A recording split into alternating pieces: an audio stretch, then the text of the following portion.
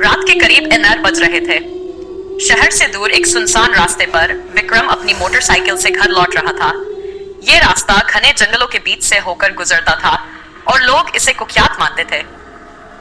कहा जाता था कि इस रास्ते पर कई सालों पहले एक भयानक हादसा हुआ था जिसमें एक लड़की की मौत हो गई थी।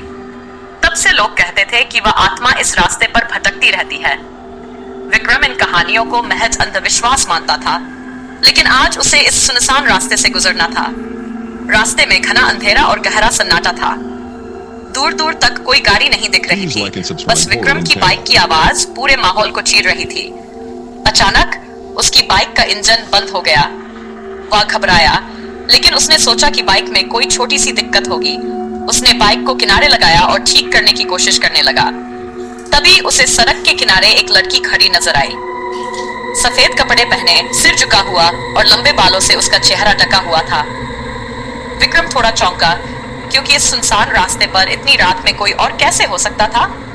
उसने सोचा कि शायद वह मदद मांग रही होगी। विक्रम ने आवाज लगाई, आपको मदद चाहिए? लड़की ने कोई जवाब नहीं दिया। वह धीरे धीरे विक्रम की ओर बढ़ने लगी। विक्रम के शरीर में अजीब सा सहरन होने लगी, लेकिन उसने खुद को संभालते हुए फिर से पूछा, आपको कहां जाना है? मैं आपको छोड़ देता हूं। लड़की अभी भी चुप थी और अब वह विक्रम के बहुत करीब आ चुकी थी। तभी अचानक विक्रम ने देखा कि उसके पैर जमीन से ऊपर हैं।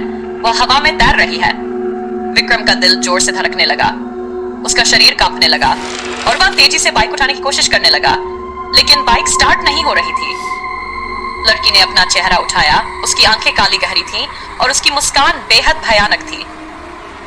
वह विक्रम के पास आकर बोली, तुम्हें भी मेरे साथ आना होगा। विक्रम ने जान बचाने के लिए अपनी पूरी ताकत लगाई और बाइक को धक्का देकर भगाने की कोशिश की।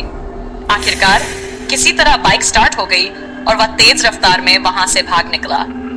जब उसने पीछे मुड़कर देखा तो लड़की गायब हो चुकी थी, लेकिन उसकी ठंडी हंसी अब भी हवा में गूंज रही थी। विक्रम किसी तरह अपने घर पहुंचा, लेकिन उस रात के बाद वह कभी उस सुनसान रास्ते से नहीं गुजरा। गांव वालों का कहना है कि जो भी उस रास्ते पर उस लड़की से मिला, वह कभी सही सलामत नहीं लौट पाया।